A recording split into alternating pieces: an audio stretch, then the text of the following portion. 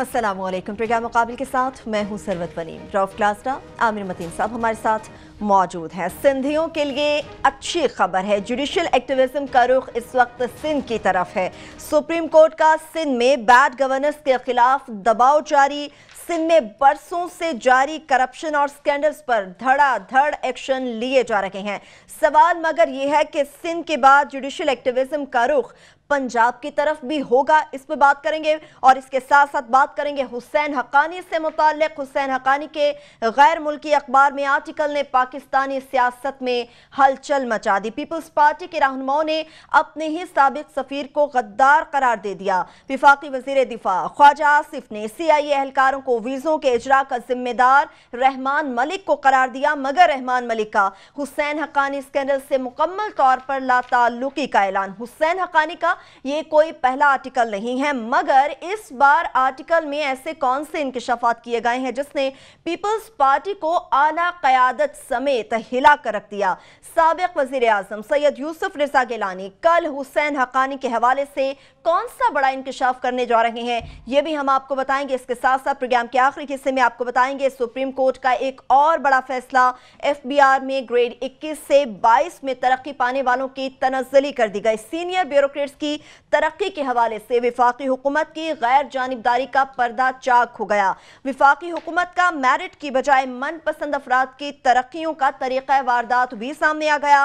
पैनमा पर FBR जैसे तहकीकाती इदारे ने आखिर अपने हाथ क्यों खड़े कर दिए, ये राज भी फाश हो गया। दूसरी जानिब वज़ीर आज़म के मुआवने खुसूसी बराए रेवेन्यू हारून अख्तर के बैंक अकाउंट में $9.4 मिलियन की मशकूक ट्रांजैक्शंस पर भी नैब की तहकीकात जारी है। सिंध के हवाले से तो हम बात करेंगे, लेकिन आमिर साहब हुसैन हक्कानी के हवाले से मैं चाह रही हूँ सबसे पहले हम बात करें। कोई पहला आर्टिकल नहीं है, जो इंकशाफात उनकी जानिब से किए गए हैं। पीपल्स पार्टी देखा जा रहा है हिल के रह गई है। ऐसी भौंचाल से मीडिया में भी एक नई बहस शुरू हो गई। क्या ये मान लिया जाए जो इंकशाफात किए वो हकीकत पर मबनी है? भौंचाल ना टी कप है ये पहले भी पूरा मेमो केस होता रहा, ये भौंचाल पहले भी रहा, फिर थम गया, दोबारा आया और आइंदा दोबारा वो इस तरह की चीज लिखेंगे, आता रहेगा। आपका मतलब मैं कोई नहीं, ये इस तरह का पहले इससे बड़ा भौंचाल था, वो भौंचाल था, ये तो स्टॉर्म इन अ टी कप। मैं कोई हुसैन हक्कानी साहब का कोई बहुत बड़ा मद्दाह नहीं हूँ। मैं बड़ा ही क्लोजली उनकी मेरे सामने ही सहाफत भी शुरू हुई और करियर है कि वो एक हमेशा से एक अपॉर्चुनिस्ट से आदमी रहे हुए हैं। वो जो कारपेट बैगर्स होते हैं ना, जो है अपना खांचा लगा के उन्होंने अपना एक काम हर दौर में निकाया। उनका कोई नज़रियात किसी किस्म के कोई असूलों से कोई ताल्लुक नहीं है। वो प्योरली एक मैकियावेलियन कैरेक्टर हैं, जो कि बाय द वे एक दफ़ा पकड़े गए थे। बीबी को भी जहाज़ के अंदर पकड़ा रहे थे, मुझे याद है, मैं उस वक्त मौजूद था कि जनाब बीबी ये पढ़ा करें, ये बड़ी अच्छी किताब है। अच्छा। तो वो ज़ियाउल हक के दौर में भी जो है उनको इस्तेमाल वो हुए बड़ी बखुशी। और ये जो साफ़ियों को प्लॉट देना और उम्रे पे ले जाने की जो रवायत है, ये उन्होंने शुरू करवाई थी। उसके बाद वो नवाज शरीफ साहब की आद में चढ़ गए और पीपल्स पार्टी में जो गलाजत उस ज़माने में 88 के इलेक्शन में और 90 में पील गई, बेगम साहबा के मुतालिक तस्वीरें, बीबी के मुतालिक मुगलज़ात, वो सारे को जो है ना ये उसके बानी थे और ये उसके पीछे ब्रेन चाइल्ड थे। फिर वो पीपल्स पार्टी में आ गए। तो पीपल्स पार्टी में भी उन्होंने हर किस्म का पिछले फेज़ के अंदर जब वो प्रेस सेक्रेटरी थे, मैं ज़ाती शायद उस बात का कि वो ना सिर्फ इंटेलेक्चुअली करप्ट थे, फाइनेंशियल भी उन पे बड़े इल्ज़ाम आते हैं। सहाफ़ियों के नाम पे पैसे लेके जेब में डाल लेते थे। अगर वो कॉन्ट्राडिक्ट करेंगे तो मैं वो गवाह भी पेश कर दूंगा जिनके सामने ये हुआ है। तो बीबी ने वहाँ से भी इनसे जान छुड़ाई। तो उसके बाद ये अमेरिका में उनको जो इल्ज़ामात हैं उसी के लिए भेजा गया था कि उनके ऊपर कि यही जॉब डिस्क्रिप्शन थी कि आसिफ ज़रदारी साहब अमेरिका से तल्लुकात अच्छे रखे और उनको बचाएं, उनको डर रहता था। उनको कहाँ पता था कि मुझे 5 साल अलाउ किया जाएगा। हैविंग सेड दैट, ये मैं उनकी खराबियां गिनवा रहा हूँ कि मैं उनका फ़ैन नहीं हूँ, मगर ये जो है ना उनका मेमो केस और ये कि उन्होंने वीज़े दे दिए, ये एक मज़ाक़ बात इसलिए है کہ جناب انہوں نے تو صرف ویزے دیے، اس سے پہلے جو پیپلز پارٹی سے فیز تھا مشرف صاحب کا، یہاں پہ تو ویزے کا چکر ہی نہیں تھا. یہ شمسی بیس کس نے دی ہوئی تھی؟ پورا ایک صوبہ، ایک بیس امریکنوں کو دی ہوئی تھی. جہاز ڈائریکٹلی آتے تھے، نہ امیگریشن ہوتی تھی، نہ ویزا تو دور کی بات ہے، امیگریشن بھی نہیں ہوتی تھی. پتہ ہی نہیں ہوتا تھا کون آ رہا ہے کون جا رہا ہے. ڈائریکٹلی ان کو امریکنوں کو، چونکہ مشرف صاحب خوش کرنا چاہتے تھے، ٹوٹل ایکسیس تھی ایوری ویئر. تو اصل جو ان کو یہاں پہ دیا گیا ایکسیس جو ہے وہ مشرف دور میں ہے. تو میری صرف درخواست یہ ہے کہ نون لیگ والوں سے کہ اگر اس کو حسین حقانی صاحب کو پکڑنا ہے نا، تو ان سے زیادہ بڑی وائلیشنیں کی ہوئی ہیں مشرف صاحب نے. ان کو تو چپ کر کے جانے دیا، ان کی تو ECL کا مسئلہ نہیں ہے. یہ سارا گھوم پھر کے آپ کو حسین حقانی یاد آ جاتا ہے. اور پیپلز پارٹی والے جن کو ابھی ایک دم حسین حقانی کے نقش یاد آ گئے ہیں، بھائی صاحب یہ ان کی جاب ڈسکرپشن تھی. انہوں نے جا کے امریکہ کے اندر جو آصف زرداری صاحب کی لابی کے لیے ہی رکھا گیا تھا، انہی کاموں کے لیے رکھا گیا تھا. تو اس میں حیران ہونے کی ضرورت نہیں ہے. صحیح، آپ کہہ رہے ہیں جاب ڈسکرپشن تھی. خلاصہ صاحب آپ بھی ایگری کرتے ہیں؟ کیونکہ وہ تو کہہ رہے ہیں جو بھی معاملات ہوئے گورنمنٹ پوری طرح آگاہ تھی، رحمان ملک صاحب آگاہ تھے، مگر اب وہ لا تعلقی کا اعلان کر رہے ہیں کہ ایسا کچھ نہیں تھا، ہمارے علم میں نہیں تھا. رحمان ملک صاحب بادشاہ آدمی ہیں، جنگل کے بادشاہ ہیں، جو جی چاہے کہہ دیں. اب کیسے ہو سکتا ہے کہ اگر یہ ویزے جاری ہوئے ہیں تو رحمان ملک صاحب کو پتہ نہیں تھا؟ وہ تو انٹیریئر منسٹر تھے. انٹیریئر منسٹری کے بغیر تو یہ ویزے، ان کی کلیئرنس جو ہے انٹیریئر منسٹری دیتی ہے. سو وہ ایز یوزول وہ مکر گئے ہیں جی کہ میرا تو تعلق نہیں ہے، بلکہ کوئی میرا خیال ان کا وہ نہیں ہوگا. وہ کہہ بھی دیں گے کہ حسین حقانی کے خلاف بھی کارروائی ہونی چاہیے. اس لیے رحمان ملک صاحب کو تو سنجیدہ نہیں لینا چاہیے. وہ خبروں میں رہنے کا فن جانتے ہیں، کوئی نہ کوئی ان کو نہ ملے تو کسی کو پکڑ کے اپنا انٹرویو اپنی مرضی کا اپنے سوالات دے کے بھی وہ کروا لیتے ہوتے ہیں. ہم کہتے رہے، بلاتے رہے جی ہمارے شو میں آ جائیں، بات کر لیں، بالکل فون بھی بند، جواب بھی نہیں دیں گے. لیکن اپنی مرضی کے بندے ڈھونڈ کے ان سے مرضی کے سوالات، اور کوئی ان سے مشکل سوال نہیں پوچھا جائے گا. آج تک میں نے تو کسی اینکر کو، اپنے دوست بھائی کو، کوئی رحمان ملک صاحب سے ایک بھی سوال نہیں پوچھتے ہوگا جس پہ ان کی تھوڑی سی آنکھوں میں تھوڑا سا غصہ آیا ہوگا کہ بھائی صاحب یہ کیا پوچھ رہے ہو. خیر وہ اپنی جگہ پہ. عامر نے بڑی اہم یہ 2-4 باتیں کی ہیں. آج خواجہ آصف صاحب نہیں سنبھالے جا رہے تھے قومی اسمبلی میں. بالکل خواجہ آصف صاحب اور نواز لیگ کی ان کی دشمنی کے پیچھے ایک وجہ ہے. وہ کون سی؟ انہوں نے امریکنز کو جا کے، یا حسین حقانی نے جو کام کیے تھے نا وہاں پہ 2-3 جو ان کی تمام تر ان کی نیک پہ برائیوں کو ایک سائڈ پہ رکھ کے، وہ تو مطلب ہر وقت یہاں بتائی جاتی ہے نا. انہوں نے 2 چیزوں پہ امریکنز جو ان کے اسٹیبلشمنٹ تھی ان کو قائل کیا. ایک تو انہوں نے قائل کیا کہ نواز شریف صاحب پہ آپ مت بھروسہ کریں، یہ طالبان کے حامی ہیں. انہی کا ذہن جو ہے، اور ان کی اسامہ بن لادن سے ملاقاتیں بھی ہوتی تھیں، ان کی سارا نہ کچھ تھا. انہوں نے ان کو بریتھنگ سپیس نہیں لینے دی تھی 2006-07 میں حسین حقانی نے کہ جناب کہ آپ امریکنز کے پاس آپشن تھے نا، کیا کرتے؟ وہ نواز شریف صاحب پہ ہاتھ رکھتے اور ان کو واپس لے آتے، یا بے نظیر بھٹو پہ رکھتے. اس میں حقانی صاحب نے بڑا رول پلے کیا، امریکنز کو کنونس کیا کہ نواز صاحب جو ہیں وہ تو آلموسٹ طالبان ذہن رکھتے ہیں. اگر نواز شریف کو لے کے آئیں گے تو طالبان کو لا رہے ہوں گے، جس کے ہمیں نظارے یہ پنجاب میں نظر بھی آتے ہیں. جب شہباز شریف صاحب نے فرمایا تھا کہ طالبان کو انہوں نے میسج بھیجا تھا تقریر میں کہ آپ تو ہمارے بھائی ہیں، آپ کی تو ہماری فارن پالیسی ایک ہے، آپ کی تو ہماری سوچ ایک ہے، آپ ہمارے پہ کیوں حملے کرتے ہیں پنجاب میں؟ یہ یاد ہوگا آپ کو. سو حسین حقانی جو کہہ رہے تھے نواز لیگ کے بارے میں، ان کے بڑوں کے بارے میں، کہ ان کا مائنڈ سیٹ طالبان والا ہے، وہ شہباز شریف نے اپنی تقریر سے ان کو سچا ثابت کر دیا تھا. ایک تو ان کو یہ غصہ ہے کہ جناب انہوں نے ہمیں امریکن اسٹیبلشمنٹ میں جا کے اس طرح کا پیش کیا. دوسرا حسین حقانی نے کیا جس اسٹیبلشمنٹ ان کو معافی نہیں دے رہی اور دے گی بھی نہیں. انہوں نے امریکن کو سمجھایا کہ آپ جو پچھلے 50-60 سال سے پاکستان کی جو اسٹیبلشمنٹ ہے اس کو امداد دے رہے ہیں، ہمیشہ ملٹری امداد دے رہے ہیں، فوجی امداد دے رہے ہیں، تو جناب آپ کی مرضی کے نتائج تو نہیں نکل رہے. وہ تو افغانستان میں ابھی بھی آپ کو حقانیوں سے ریلیٹڈ آپ کو مسائل ہیں، آپ ان کو کہہ رہے ہیں. انہوں نے یہ کہا پیپلز پارٹی دور میں آ کے کہ آپ کو جو رخ ہے نا اپنی ایڈ کا، وہ سویلین کو ایڈ دینی چاہیے، جس پہ وہ کیری لوگر بل آیا تھا. اور 7 بلین ڈالر جو ہیں وہ پہلی، اور آپ کو یاد ہوگا چودھری نثار علی خان صاحب نہیں سنبھالے جا رہے تھے، بڑا رولا ڈال دیا تھا انہوں نے وہاں پہ اس میں قومی اسمبلی میں کہ یہ کیری لوگر بل آ رہا ہے، یہ پاکستان کے بڑا خلاف ہے، بڑا دشمنی ہے، اس میں یہ تباہی ہو جائے گی، یہ بربادی ہو جائے گی. وجہ کیا تھی کہ اس میں پہلی دفعہ امریکنز نے اپنی جو ایڈ تھی انہوں نے ملٹری ایڈ کی بجائے انہوں نے سویلین ایڈ دینے کی کوشش کی کہ پل بنا کے آپ کی US ایڈ دوبارہ واپس ہے، پل بنا کے دو، ان کو سڑکیں بنا کے دو، ان کو سکول بنا کے دو.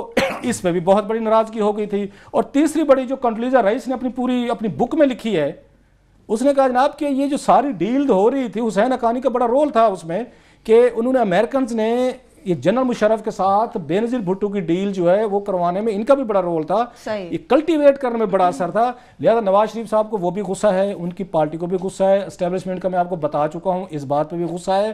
اور پلس جو اہم اس پہ ان پہ اگر چیز آنے چلے بریک پہ ہیں, مختصراً یہ ہے کہ یہ نوکری کی عرضی انہوں نے امریکنوں کے آگے ڈالی ہے کہ جناب میں باقی بھی لوگوں کی نوکری ہر قسم کی سروس مہیا کرنے کے لیے تیار ہوں, مجھے نوکری یہ آرٹیکل نوکری کی عرضی تھی. نجی چینل پہ بات کر رہے تھے حقانی صاحب کے, لیکن نوکری کے لیے میں اس قسم کی چیز کوئی نہیں کر رہا. ایک چھوٹی سی بریک لیں گے, واپس آئیں گے. حسین حقانی اسکینڈل سے متعلق تو بات کریں گے, اس کے ساتھ ساتھ سابق وزیر اعظم سید یوسف رضا گیلانی کل حسین حقانی کے حوالے سے کون سا بڑا انکشاف کرنے جا رہے ہیں, اس پہ بات کریں گے. ہمارے ساتھ رہیے.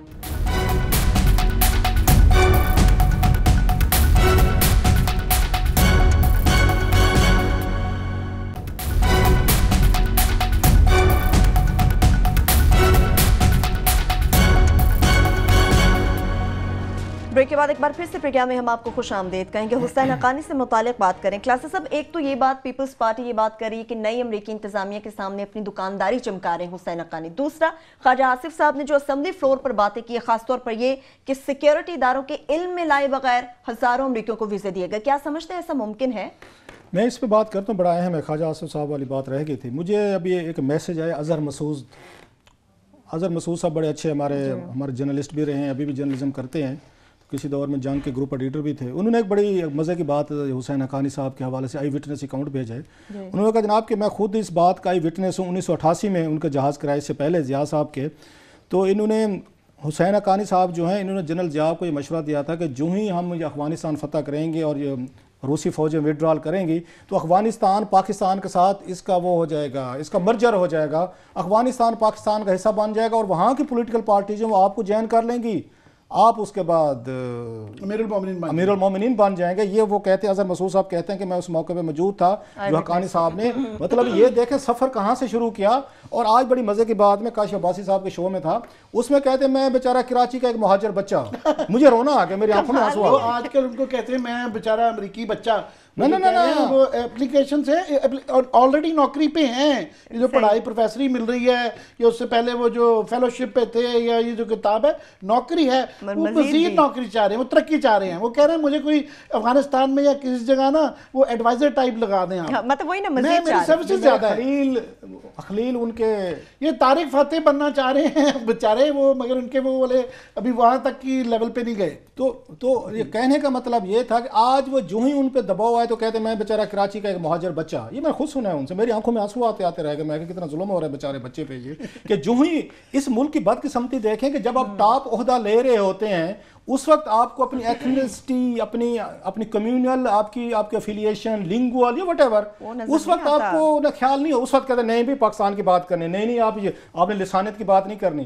جو ہی تھوڑا سا وہ کہتے ہیں اونٹ پہاڑ کے نیچے آتا ہے تو ساتھ ہی وہ کہتے ہیں بیچارہ میں کراچی کا مہاجر بچہ. ساتھ میں کہتے ہیں کراچی کا جماعت اسلامی کا بچہ کہہ دیتے وہ بھی. پھر ویسے ایک داد دیں کہ کہاں سے سفر شروع کیا انہوں نے, جماعت اسلامی سے کیا, جنرل ضیاء صاحب کو مشورے دے رہے تھے جیسے اظہر مسعود صاحب نے کہا, اپنی لبرلزم کے سب سے بڑے ٹھیکیدار. اور مجھے بتایا تھا ایک بڑا انتہائی سورس نے, میں نے پوچھا نہیں ہے نہیں تو نام ان کا بتا دیتا, انہوں نے کہا جناب جو 1988 میں بینظیر بھٹو صاحبہ اور ان کی نصرت بھٹو صاحبہ کی ان کی تصاویر تھیں جو ان کے وہ اخباروں میں چھپائی کی تھی, فورڈ کے ساتھ ڈاکٹر کر کے تصویریں چھپوا کے, میں گواہ ہوں, مجھ سے وہ مسعود اظہر صاحب تھے, ہم بھی وہیں پہ تھے, لاہور میں تھے. نہیں, اس کا میں آپ کو بڑی مزے کی بات بتا رہا ہوں.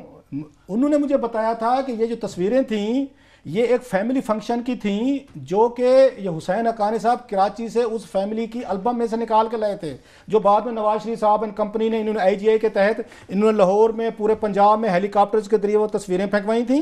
یہ بڑا, یہ اللہ کے فضل سے بڑا, حالانکہ ان کی سسرالی رشتہ دار اب وہ بن جاتی ہیں, اس سے کیا فرق پڑتا ہے؟ سیاست میں رشتہ دار بھائیوں کے گلے کٹ جاتے ہیں, یہاں پہ باپ کو جیل میں ڈال دیا جاتا ہے, شاہ جہاں بیچارہ دال نہیں کھا سکتا تھا. کیا باتیں کر رہے ہیں آپ.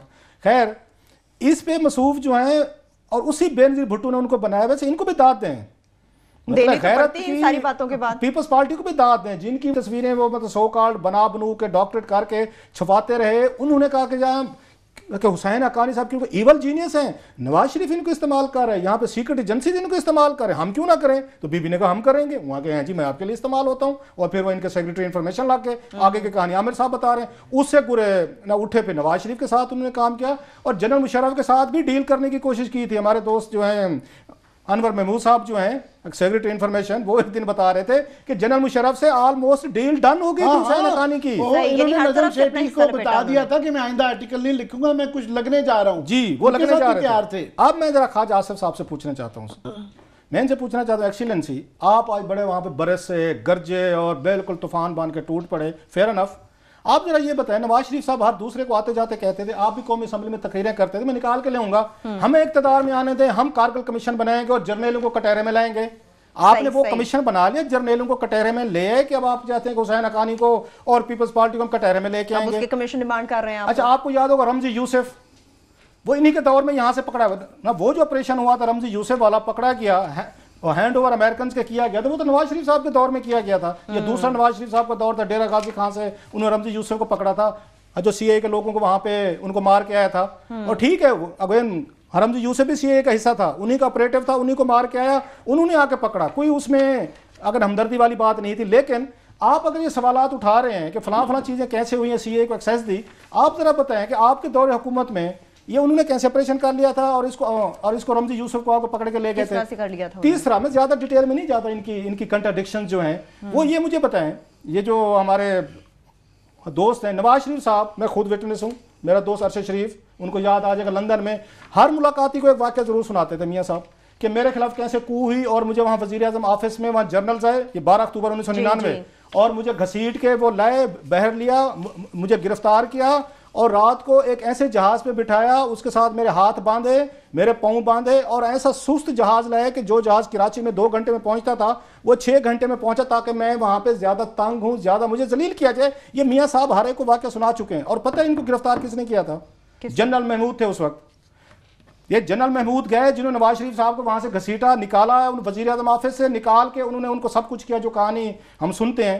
اور جنرل یہ محمود صاحب اسی ملک میں ہی رہتے ہیں، فیصل آباد میں رہتے ہیں، رانا ثناء اللہ صاحب کے شہر میں رہتے ہیں. رانا ثناء اللہ صاحب ایک کام کریں، ایک ایس ایچ او کو حکم دیں، آج جو عابد شیر علی کو ساتھ لے کے جائیں.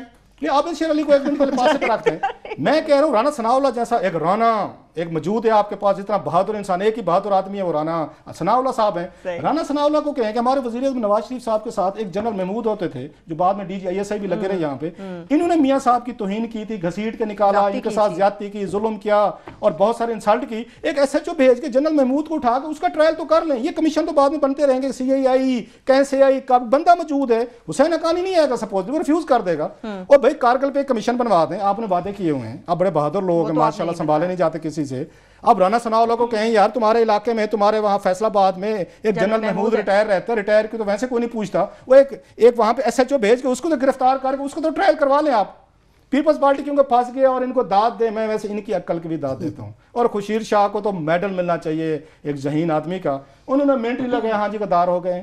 آج میرا خیال ہے زرداری صاحب نے ان کو قصہ ہے تھوڑا سا، اور میں اس کے بعد بیانات میں تبدیلی آنا شروع ہوگی. اور دوسرا گیلانی صاحب، ہاں وہ کیا کرنے جا رہے ہیں کلاس صاحب کل؟ ویسے ملتانی پیر ہیں، ہمارے مرشد ہیں، ہمارے وہ بھی بادشاہ آدمی ہیں جو جی ان کو بھی ٹی وی اٹینشن چاہیے. ان کا میں بھی بیان پڑھا تھا جو انہوں نے فرمایا. ابھی بریک پہ نہیں چلے جائیں، یہ وہی تھے لاسٹلی. بھائی اس کو کر کے مزید کیا بات کریں، عامر صاحب کے پاس اور بڑی امپورٹنٹ سٹوری ہے، لاسٹ کامنٹ کروں گا میں. یہ گیلانی صاحب تھے، ان کی تقریر کل نکال کے دوں میں آپ کو. مطلب منافقت کی حد ہوتی جو ہمارے سیاستدان کرتے، بیک آؤٹ کرنے میں منٹ نہیں لگاتے. مصروف نے ایک اپنی تقریر میں فرمایا تھا، جب یہ آپ کو یاد ہوگا اسکینڈل سامنے ہے، ویزے والی نئی بات نہیں ہے، یہ پرانی بات ہے. گیلانی صاحب نے فرمایا تھا اور ایڈریس کر رہے تھے آرمی کو اور انٹیلیجنس ایجنسیز کو اس وقت، کہ ہم نے آپ سے کہا کہ اسامہ بن لادن جو ہے ایبٹ آباد میں کیسے آیا، آپ نے الٹا ہمارے پہ کیس بنا دیا ہے کہ یہ بتایا جائے کہ ہم نے سی آئی اے کو یا امریکنز کو ویزے کیسے دیے ہیں. گیلانی صاحب کی کنسرٹ شامل تھی، یہ قومی اسمبلی کے فلور پہ مصروف یہ بیان دے چکے ہیں. آج وہ کہتے ہیں نہیں میں آپ کو بتاؤں گا کہ حسین حقانی کتنا بڑا کرمنل تھا اور ہاؤ انوسینٹ آئی واز. یہ کو لگتا ہے قیامت کا دن آ چکا ہے کہ سارے ایک دوسرے کو، وہی والی بات جو شریف خاندان نے وہاں سپریم کورٹ میں ڈسون کر دیا، ایک دوسرے کو نہیں پہچانے گا، ماتھے پہ آنکھیں. آج گیلانی صاحب نہیں پہچان رہے، اس کے بعد خورشید شاہ نہیں پہچان رہے، اس کو شہری رحمان صاحبہ نہیں پہچان رہی، حسین حقانی کو کوئی جانتے نہیں. ہر کوئی کلاس اب اپنا دامن اب صاف کرنے کی کوشش میں. ابھی چھوٹی سی بریک لے لینے، بریک سے واپس آئیں گے، جوڈیشل ایکٹیویزم کی بات کریں گے. سپریم کورٹ کا سندھ میں بیڈ گورننس پر دباؤ تو جاری ہے، مگر کیا یہ جوڈیشل ایکٹیویزم سندھ کے بعد پنجاب کی طرف رخ کرے گا؟ اس کے ساتھ ساتھ ایک اور بھی بڑا فیصلہ سپریم کورٹ کا، ایف بی آر میں گریڈ 21 سے 22 میں ترقی پانے والوں کی تنزلی کر دی گئی ہے. ڈیٹیلز آپ کے ساتھ شیئر کریں گے، ہمارے ساتھ رہیے.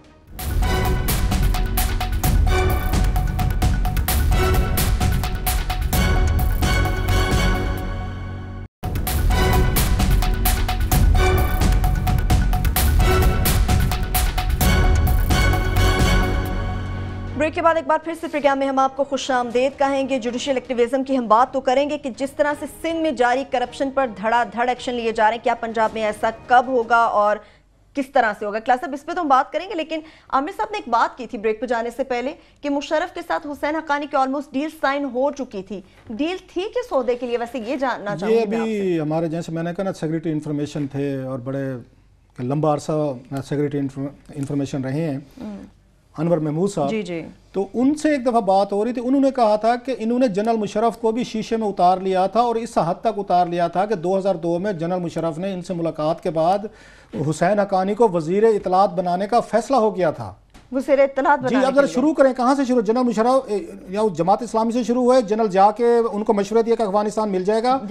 फिर उन्होंने IGA के साथ मिलकर बेनजीर भुट्टो एंड कंपनी की उन्होंने तस्वीरें छपवाई, फिर वहां से बेनजीर भुट्टो के सेक्रेटरी इंफॉर्मेशन लगे, फिर आके नवाज शरीफ से मिल गए और फिर उसके बाद वो जनरल मुशर्रफ के लगने वाले थे वजीर इतलात, वहां से वो नहीं हो सके क्योंकि उनको बताया गया बकौल अनवर महमूद साहब के जनाब हजूर ये बहुत बड़ा भारी सामान है, वो कहते हैं बैगेज, ये इतना सारा बैगेज लेके आ रहा है कि आपकी हुकूमत ये बैगेज नहीं उठा सकेगी। खैर जनरल मुशर्रफ साहब ने अक्लमंदी की और उन्होंने अनवर महमूद साहब का मशवरा मान लिया और बच गए।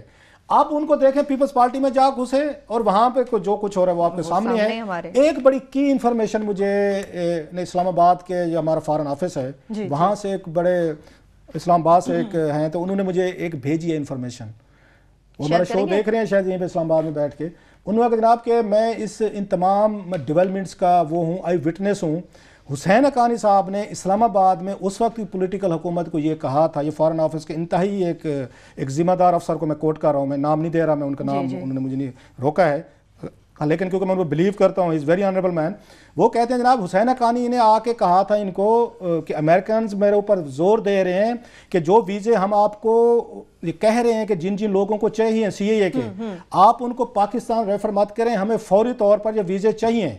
हुसैन हक्कानी ने आके बताया इनको, यहाँ पे उस वक्त गिलानी साहब होंगे और जरदारी साहब होंगे ऑफ कोर्स जो पॉलिटिकल कह रहे हैं, इनको कहा गया कि जनाब के अमेरिकन मेरे ऊपर जोर दे रहे हैं और अमेरिकन ने थ्रेट किया है कि अगर आपने ये वीज़े फौरन जारी ना किए और इनको इस्लामाबाद आप भेजते रहे और आप वहाँ क्लियरेंस लेते रहे ISI से या वज़ारत दाखिला से, तो पाकिस्तान की इमदाद बंद कर दी जाएगी। तो हुसैन हक्कानी साहब ने ये लेवरेज लिया था, ये इनको उन्होंने आके बताया था कि अगर आप लोगों ने मुझे अथराइज ना किया तो अमेरिकन जो हैं आपकी सारी सिविलियन एड या बाकी एड जो है वो बंद कर देंगे। उसके बाद हक्कानी साहब को अथराइज किया गया था कि हजूर आपका जिसको चाहे वीजा दें। ये वो इनसाइड इन्फॉर्मेशन थी, स्टोरी थी जो मैंने आपसे शेयर की। सही है, ठीक है क्लास साहब, ये तो बड़ी अहम इन्फॉर्मेशन आपने हमारे साथ शेयर की। अब क्लास साहब हम चाह रहे हैं जुडिशियल एक्टिविज्म के ऊपर भी कुछ बात करें, खासतौर पर सुप्रीम कोर्ट की सिंध के। भाई मैं तो आपको पता है, मैं और आमिर मतीन साहब जो है ना ये आज नहीं कह रहे, डे 1 से मेरा तो एक ही मैं दोबारा रिपीट करता रहता हूँ ताकि पाकिस्तान के लोगों को पता चले, इस मुल्क का अगर मीडिया और सुप्रीम कोर्ट या अदालतें जागती रहें, इस मुल्क का फ्यूचर सेफ भी है, ये सुनहरा भी है और ब्राइट भी है। And I am quite happy इस वक्त सुप्रीम कोर्ट ऑफ पाकिस्तान में बेहतरीन जजेस, ये सिर्फ हम नहीं कह रहे, ये सारे लोग कहते हैं कि इस वक्त सुप्रीम कोर्ट के पास बेहतरीन जजेस भी हैं, एक अच्छा चीफ जस्टिस भी मिल गया है, जस्टिस काजी फैज ईसा साहब जैसे भी अगेन बड़े ताकतवर बोल्ड जजेस हैं, अमीर मुस्लिम हानी साहब जिनके बारे में उनको पढ़ के मैं अब ये कहने को मजबूर हूँ कि आपको ऐसे जजेस की आपको जॉब में उनको आपको एक्सटेंड करना चाहिए था। इससे पहले आपको याद होगा बहुत सारे हो चुके हैं एडहॉक जजेस लगते रहे, ऐसे अच्छे जज को हानी साहब जैसे अमीर मुस्लिम हानी जैसे ये जजेस को इतने जल्दी रिटायर होकर घर नहीं जाना चाहिए। और सिंध में जो पेस रखी हुई है उन्होंने, आई एम क्वाइट हैप्पी। और एक तवक्को हम जरूर रखते हैं कि जरा इसका रुख जो है ना जरा पंजाब की तरफ भी जाना चाहिए। यहाँ भी बड़ा गंद घुला हुआ है, बड़े रिकॉर्ड को आग लगी हुई है और बड़े बड़े यहाँ पे घपले, और अब तो एक और थर्ड पार्टी सिस्टम शुरू हो गया है।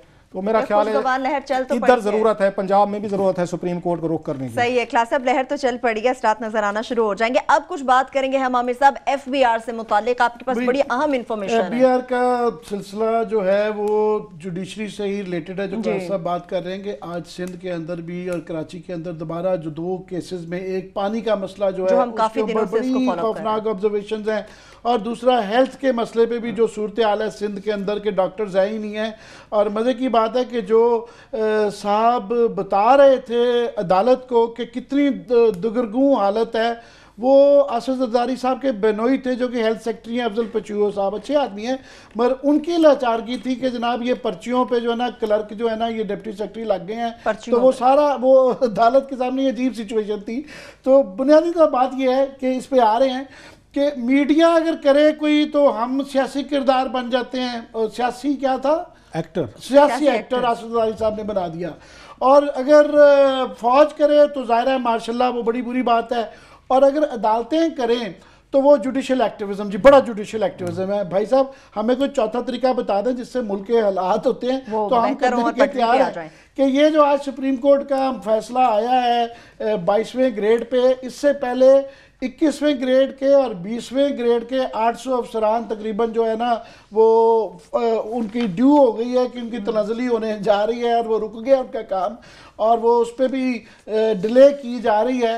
آج ان کے 21ویں اور 20ویں گریڈ کے بعد 22ویں گریڈ کے بھی 4 افسر جو ہے نا وہ IRS کے فارغ کر دیے گئے ہیں. اور اس میں جو مزے کی بات یہ ہے کہ جس طریقے سے جو پینما کے اندر بنیادی ہے کس طریقے سے ادارے مفلوج کیے جا رہے ہیں، اس کی ایک نئی جو ہے نا ایک تصویر آج سامنے آئی ہے کہ اس کے اندر طریقہ کار یہ ہے کہ 22ویں گریڈ کا جو بورڈ بنتا ہے اس کے اندر پرائم منسٹر چیئر کرتا ہے، اسٹیبلشمنٹ سیکرٹری بیٹھتا ہے، کیبنٹ سیکرٹری بیٹھتا ہے، principal secretary to the prime minister بیٹھتا ہے، اور جس محکمے کے ہوتے ہیں اس کا کنسرنڈ ہیڈ بیٹھتا ہے. ٹھیک ہے. تو یہ IRS کے تھے ریونیو سے ریلیٹڈ، تو اس کے اندر اصولی طور پہ جو ہے ریونیو کے جو تھے FBR کے چیئرمین ان کو بیٹھنا چاہیے تھا. وہ گئے ہوئے تھے دبئی. اچھا وہ نہیں بیٹھے، بیٹھ گئے بیچ میں جی اسحاق ڈار صاحب بیٹھ گئے. یہی تو عدالت نے پوچھا، یہ عدالت کا سوال ہے جو آپ کر رہے ہیں، میرا نہیں تھا، یہ عدالت کا تھا. ساتھ میں خواجہ ظہیر صاحب بیٹھے جو کنسرنڈ ہونے تھے، وہ دبئی چلے گئے، اور ان 2 حضرات نے بیٹھا. تو عدالت نے بھی ایگزیکٹلی پوچھا کہ جناب اس بورڈ میں یہ کیا ہے، معاف کیجئے گا یہ بیسیکلی وہ بٹ برادری بیٹھ کے نا آپس میں، وہ بھی خواجہ ہیں وہ بھی خواجہ ہیں، پرائم منسٹر صاحب وہ کشمیری ایک آپس میں میٹنگ کر کے جیسے کہ باقی ساری گورنمنٹ چلتی ہے، انہوں نے کہا یہ بھی بٹ برادری بیٹھ کے فیصلہ کر لے گی. تو اس کے اندر عدالت نے پوچھا کہ جناب یہ 2 اشخاص کیسے بیٹھے تھے؟ انہوں نے کہا جی وہ پرائم منسٹر کی وہ تھی، انہوں نے کہا ان کو بلا لو. انہوں نے کہا نہیں پرائم منسٹر ہیں، ٹھیک ہے بڑی ان کی ڈسکریشن ہوتی ہے، مگر کوئی رول بتائیں جس کے تحت یہ 2 لوگ اس میٹنگ میں بیٹھے ہوئے تھے. وہ ظاہر ہے وہ ابھی تک وہ عدالت کو نہیں بتایا گیا، جس کی وجہ سے پھر یہ سارا مین ایک ریزن جو بنا جس کے اندر وہ والا تھا. اور ساتھ میں ان کے پاس کوئی جواب نہیں تھا کہ کیوں بیٹھے ہوئے تھے اور کس رول کے تحت بیٹھے تھے، وہ والا چل رہا ہے. پھر انہوں نے کہا جناب یہ جو کنسرنڈ جس آدمی کے محکمے کے انچارج ہے اس سے ریلیٹڈ 22 لوگوں کا فیصلہ ہونا تھا، ان میں سے 4 کو آپ نے پروموٹ کرنا ہے، تو ان کو ان کا ورژن ضروری تھا. ان کا جو ان سے ٹیلی فون کے اوپر ورژن لے لیا تھا. ان کے جی 22 بندوں کی فائلیں، ظاہر ہے ہر ایک انسان کی فائل ہوتی ہے اور وہ جو ہے پیش کی جاتی ہے، وہ آپ نے 22 فائلوں کے اوپر پرائم منسٹر نے دبئی میں سفر کرتے ہوئے ان کا ورژن لیا. اب کہانی دیکھیں نا، اور یہ پٹیشن تھی بڑی دلیر خاتون ہے رانا احمد صاحبہ جنہوں نے یہ کیا. بریک لے لیں، میں ان کی داد دیتا ہوں کیا انہوں نے پٹیشن لگا اور کس زور سے یہ کیس لڑا ہے. ٹھیک ہے، بالکل اس کیس سے متعلق مزید بھی ڈیٹیلز آپ کے ساتھ شیئر کریں گے. بریک لیں گے ہمارے ساتھ.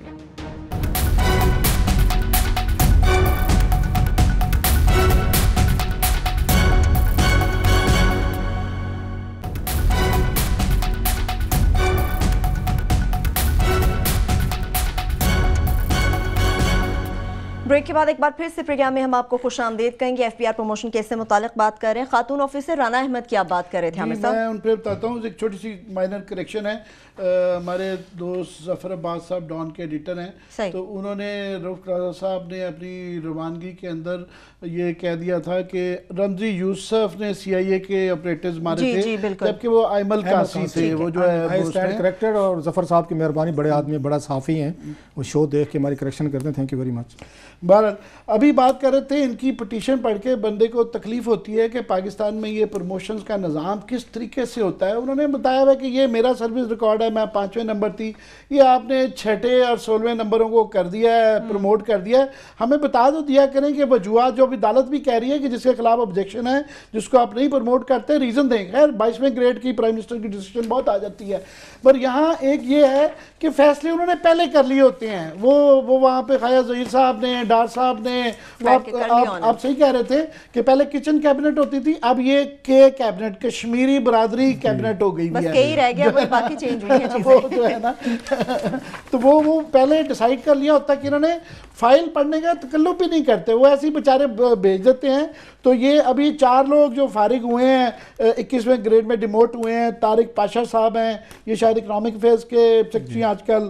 چودھری صفدر صاحب ہیں, پھر تسلیم رحمان صاحب ہیں, پھر جو ایف بی آر کے چیئرمین ہیں ڈاکٹر ارشاد صاحب, جو کہ اب دوبارہ یہ بورڈ بننا ہے تو ایف بی آر کے چیئرمین کے طور پہ اب یہ خود ہی اپنا کیس پلیٹ کریں گے یا نیا کوئی لائیں گے یا پتہ نہیں کیا کریں گے. شاید موسٹ پرابلی دوبارہ یہی لوگ آئیں گے, صرف اس دفعہ وہ بیچ میں نہیں بٹھائیں گے ڈار صاحب کو اور خواجہ ظہیر صاحب کو.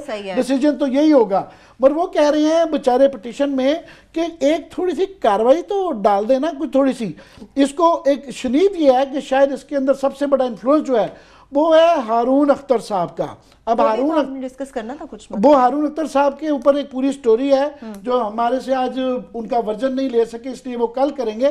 پر اس کیس سے ریلیٹڈ یہ ہے کہ F B R basically virtually وہ چلا رہے ہیں, یہ فیصلے کر رہے ہیں, اور ان کا ڈائریکٹلی کانفلکٹ آف انٹرسٹ آ جاتا ہے کہ وہ ایک اپنے بزنس مین ہیں, وہ باٹلرز کی کمپنی کی چلاتے ہیں, تو وہ اپنے انہوں نے پھر یہ الزام, بات کاٹ رہا ہوں, ہمارے جیسے لوگ یہ الزام جی جو سکینڈل آپ یہ لے آئے ہیں نا, کیونکہ ہم آج اس لیے نہیں شیئر کر رہے, آپ نے بڑی اچھی بات, پروفیشنل ہم ایتھکس پہ جا رہے ہیں کہ ورژن لے لیں ان کا. یہ تو بڑا ڈیمیجنگ سکینڈل ہے ہارون اختر صاحب پہ, اور وہ بیٹھ کے ایف بی آر چلا رہے ہیں اس سکینڈل کے, اس کی ڈیٹیل جب آئیں گی سارے فیصلے وہ کرتے ہیں کس نے کہاں کیا لگنا ہے. اور اس دوران انسان ان کی پرفارمنس پوچھ لے یا ان کے کریڈینشلز پوچھ لے کہ وہ اپنے ظاہر اکاؤنٹ سیٹل کر رہے ہیں, لوگ الزام لگاتے ہیں اور اپنے مخالفین کے یہ کر سکتے ہیں وہاں پہ بیٹھے ہوئے. دوسرا جو ہے یاد رہے کہ اس وقت ریونیو کی شارٹ فال 160 بلین کی ہو گئی ہے. پاکستان ایک کرائسس میں جا رہا ہے, یہ ان کی ریونیو کلیکشن ہے, پرفارمنس ہے. تو کل وہاں پہ کراچی میں کہا جی دنیا ہماری اکانومی کی تعریف کر, آپ جلتے ہیں. مجھے بھی یہی لگنے لگ گیا کلاس یہاں پہ ہم جلتے ہیں. بہرحال وہ اس میں یہ ہے کہ وہ کل باتیں کریں گے کہ ان کے آلریڈی ہائی کورٹ میں بھی جو ہے ان کی اپوائنٹمنٹ کے اوپر ایک کیس آلریڈی لگا ہوا ہے. تو کل جو ان کا ورژن لے لیں گے, ان کی بات کریں گے, مگر ان کا اوور آل ان کے personal credentials to be there, why is he there. دوسرا جناب ان کی پرفارمنس کیا رہی ہے. تو اور یہ سارا جس طریقے سے یہ ایف بی آر کو اداروں کو رن کیا جا رہا ہے, یاد رہے کہ یہ وہ موقع ہے جبکہ پینما لکھا جا رہا ہے, یہی وہ ہے. اور اس میں بھی اگین جسٹس اجاز الحسن صاحب اگین اس بینچ میں بھی تھے, وہ پینما کے اندر بھی ہیں, اور یہ خاص طور پہ وہاں یہ آتا رہا کہ نیب کچھ نہیں کر رہی, ایف بی آر کچھ نہیں کر رہا, اس لیے عدالت مجبور ہوئی ہے.